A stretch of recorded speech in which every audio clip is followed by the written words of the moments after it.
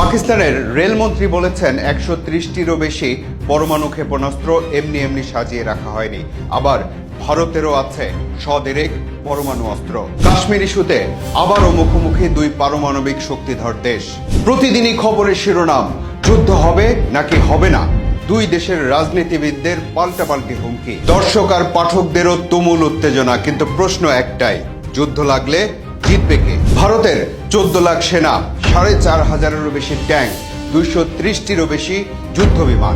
আর পাকিস্তানের ৬ লাখ সেনা, ৪,৫০০-এরও বেশি ট্যাঙ্ক, ৩৫০-এরও বেশি যুদ্ধ বিমান। ধারণা করা হয় দুই দেশের কাছেই ১৫০টি থেকে ১৬০টি পর্যন্ত পারমাণবিক অস্ত্র আছে।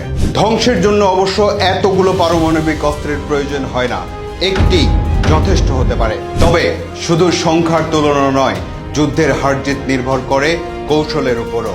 এই দুটি দেশের সম্পর্কের ইতিহাস ও যুদ্ধের সেই ১৯৪৭ সাল থেকে শুরু। প্রতিবারই রক্ত ঝরেছে, যুদ্ধ থেমেছে, কিন্তু সমাধান আসেনি। আবারও যুদ্ধ লাগলে স্বাভাবিকভাবেই পাকিস্তানের পাশে দাঁড়াবে চীন, আর আমেরিকার সুবিধা হলো দুই দেশের কাছেই অস্ত্র বিক্রি করতে পারবে।